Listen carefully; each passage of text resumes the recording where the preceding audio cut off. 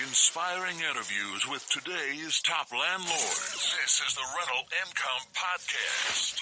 And now, Dan Lee. We've talked about a lot of really great real estate books on this show. If you want to see a list of all the books that we've mentioned, you can check them out at rentalincomepodcast.com/books. Well, I thought on the show today we would do something a little bit different. I'm interested in learning a little bit more about investing in mobile homes. The returns are just through the roof, and these properties are really cheap to get into. So I thought I would bring on the show Rachel Hernandez. She's also called the Mobile Home Girl. She writes a blog about investing in mobile homes, and she's written a couple of books. And I thought it would be good to bring her on the show and pick her brain and find out everything there is to know about investing in mobile homes. So, Rachel, welcome to the show. Thanks, Dan. Thanks for having me. I appreciate it. Now, one thing that I don't know a whole lot about mobile home investing, and I think that you are a good person to talk to because you started investing in single-family homes, right? Correct. Uh-huh. And then what made you want to switch to mobile home investing? Okay, well, my background is I started out in single-family homes. I did what a lot of folks do. I started out bird dogging and then eventually wholesaling to other investors, looking for deals for other investors.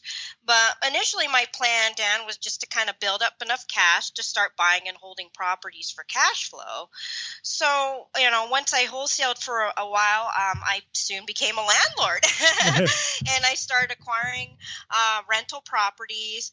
But at the same time, I became kind of a burnt out landlord, and I didn't have time to do anything because I was always working and trying to deal with tenant issues. And I'd actually even hired property managers to manage the properties, but then even still, I had to manage the managers. I received a little bit of income from the rent payments, but not much because I still had a mortgage, and then, also HOA fees as well too.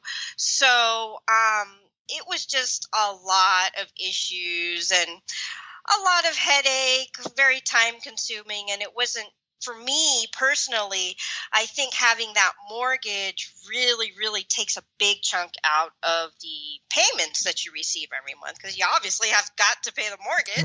Right.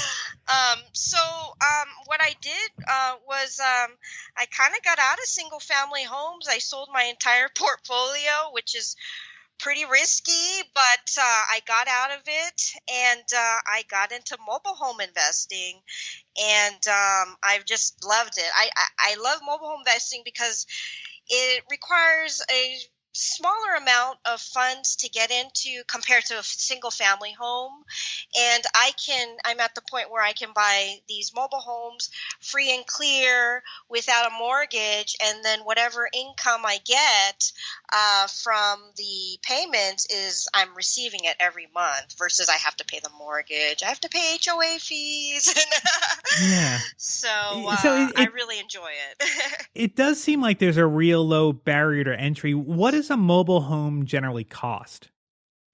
Well, it depends on obviously the types of neighborhoods and also what area of the country that you're living in. I mean, some parts of the country I've heard mobile homes go for as low as $1,000 at nice homes, and then other parts of the country, like California, I've heard mobile homes go for as much as $80,000 for a 1972 home. Wow. In a community. So it's all spread across the board. But, what I tell people is, if you're going to get into this type of industry, like anything, like real estate, you want to research your market first. And it's a bit scary. And I'll tell you what I did, but I don't want to scare any of the listeners out there, Dan. But when I first started out, I visited all the parks in my areas, and I visited about 200 mobile home parks. Now, I've seen some mobile homes that are in parks, and then some that are just like on land. Is there a difference, or is one better than the other?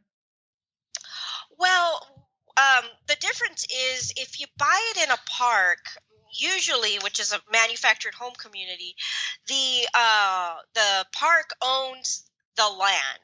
So whatever the home is sitting on, you're paying the park for the privilege of having your home sit on there, and they call it lot rent. And that basically, when you buy a home in those communities, you're just buying the home, not with the land. So it's a personal property, kind of like a car. Okay. But if you buy a home out on land that it's attached to real estate, it's actually considered real property. And with that, you get the tax advantages because it's real property. But it comes at a higher cost. Okay. Obviously. So is it better for someone just starting out to invest in the park because of the lower cost, or are they easier to sell if they're in a park or to rent out? Right. For me personally, I think it is because there are homes out in land, and sometimes you're not familiar with the community, or the homes could be spread out. So you got to spend more time marketing, more time getting out there and trying to find people to fill these homes. I've known fellow investors, they went out and into the the land home business, and they thought they would just fill these homes on land with no problem, but the issue was trying to get people out there to actually live in these homes. Right. If you got a community already, Dan, there's already people living there. They've got family, friends. There's already a community of people living in those mobile home communities. So in terms of marketing, it's less of a hassle, I would say. I want to see if you could maybe walk me through how you evaluate a deal. So if the first thing you're going to look at is to make sure that you have a good park, how do you know if a park is a good park or a bad park? Sure. Well, the first thing people need to do, like I said, is evaluate their market. I don't know if you've heard of that book. You've probably read it. It's called Influence by Robert Cialdini. Basically, in order for you to know the difference between something bad and something good, you need to have something to compare it to. Mm-hmm. So, always be safe, but go through all the parks in your neighborhood. I would tell people, go to the bad parks, go to the good parks. And when you get there, you'll know, because then you'll have something to compare it with. Okay. But the good parks, you'll know, because usually they're paved. Usually in the good parks, you can't park on the side of the street. You have to park in the driveway because it's a fire hazard. There are no fences usually allowed in the higher end communities because they want to keep everything uniform. And there's no animals that are astray, obviously, for liability issues. Right. But then the lower end parks, there could be fences outside. You could see a stray dog or two. Not all the sidewalks may be paved. There could be some dirt roads, and there's definitely a big difference between a higher end community and a lower end community. Okay. So. And the higher end communities are better investments generally than the lower end?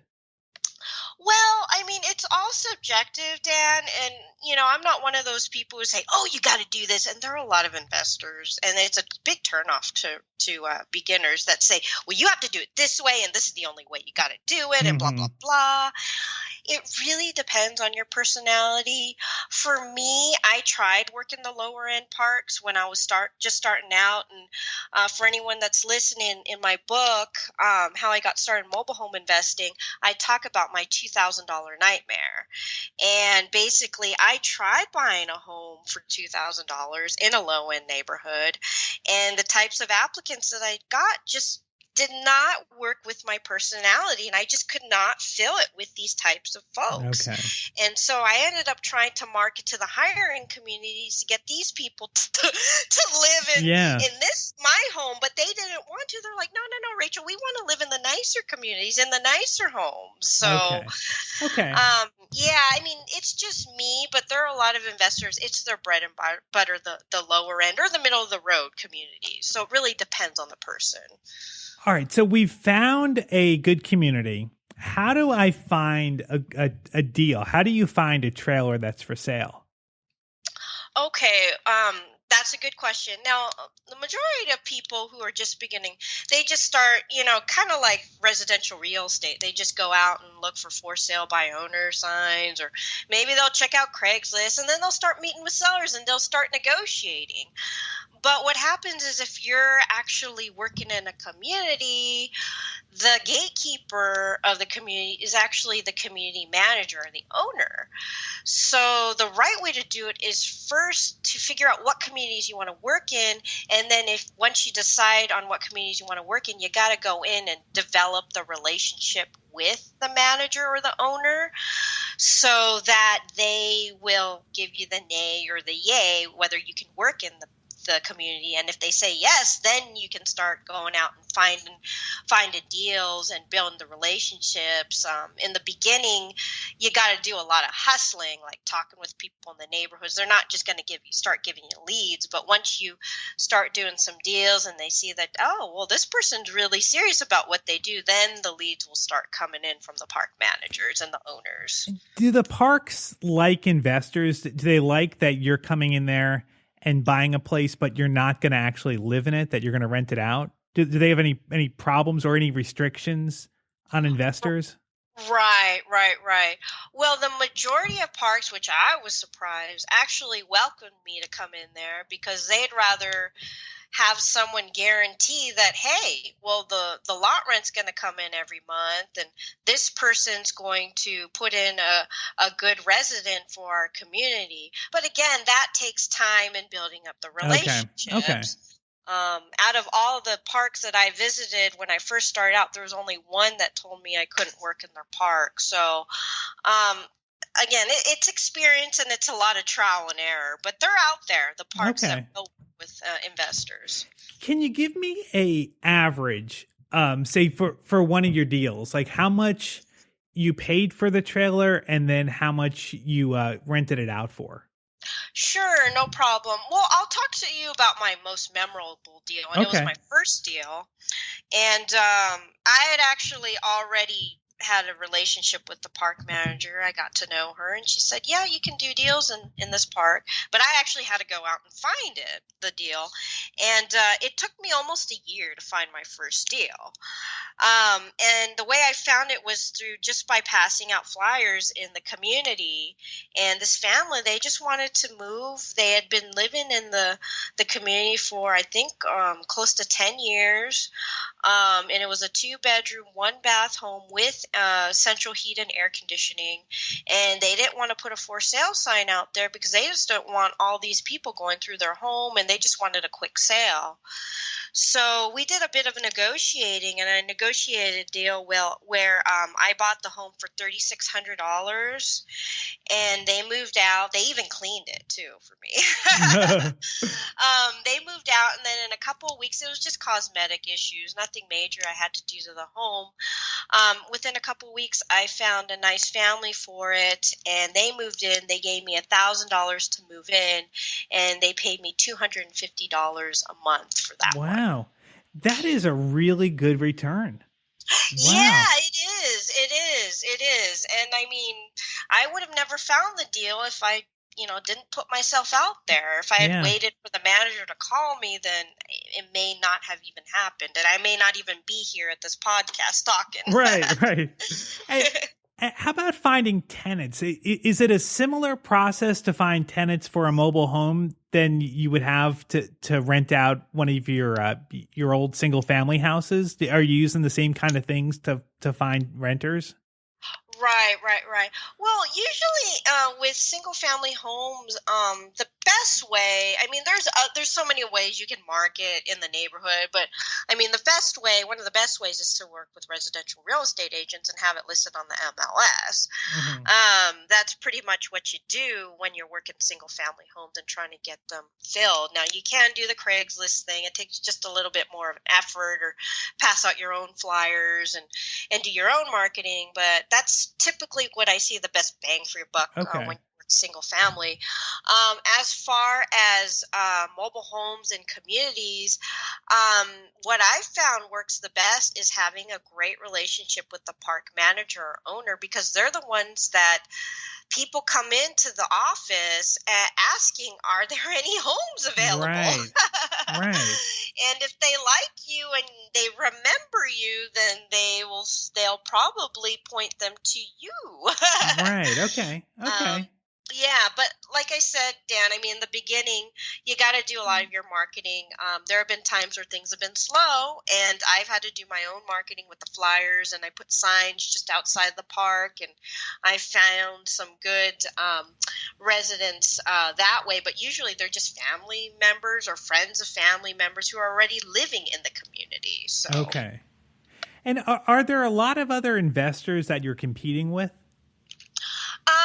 Unfortunately, the manufactured home community, it's not as popular as the single family home community. And the reason being is there is a real negative stigma of manufactured homes. And I hope by, kind of sharing my story with others that we can, erase that stigma, because not all communities are created the same, and not all communities are like what you see in the movies, like the movie 8 Mile with Eminem. And so I find that there are actually less competition with manufactured homes. The people who are in it, you won't find them online. You won't find them. No, they could actually just be living in the area. They could actually even be living in the park doing deals. They could be, just in the local area doing it. And this is something that they just picked up, and they've never read a book on this type of investing before, which was pretty surprising when I found out. So, yeah, it's just one of those things where it's kind of its own little niche. Right, right. And can you finance at all, or do you have to have cash to get into mobile homes? Well, if you're buying used homes, it's really difficult to get financing traditionally. I've known some investors who've actually, what they did, which I don't really advocate, but this is what they've done. They've pulled equity out of their residential real estate properties to pull cash to invest in manufactured housing. There have been others I know who've actually worked with private lenders and just kind of, made money on the spread. So there are a couple different ways to work it. I'm more of an advocate of, if you don't got the cash, you shouldn't be buying and holding. But that's just me, So I'm a real advocate of free and clear real estate investing. So. And one of the strategies that you use that I think is interesting. So you will rent out some of the mobile homes, and then other times you might sell it to them on owner financing. So how does that work? Right. Well, basically what I do is I like to give people options. And I think in this day and age, no one likes to be tied down or committed to anything. So since I'm working higher end communities, a lot of these folks, they're coming from higher end apartment communities, like apartment homes, and they want to have an option to purchase a home down the road, but they don't want to necessarily be tied into it. So basically, I give them that option to purchase the home if they want, but at the same time, they know if something comes up, like, medical issues, their job relocation, whatnot, they can get out of it from there. So I don't necessarily tie them into it, like a mortgage. And mortgage means death, actually. Yeah. So that's kind of what I do, and just to give people options. And I think people appreciate that. Well, I feel like we've just scratched the surface. If somebody wants to learn more, you've got a lot of great resources.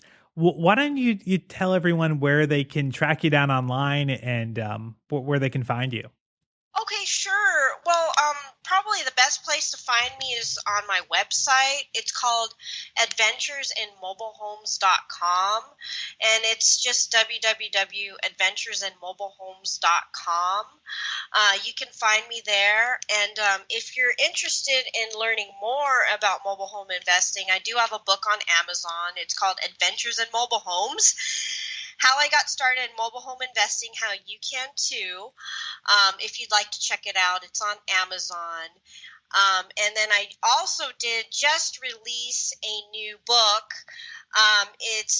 It has some stories on my real estate and also the mobile homes. It's called Real Estate Investing Sucks: How to Deal with Change and Find Success as a Real Estate Investor.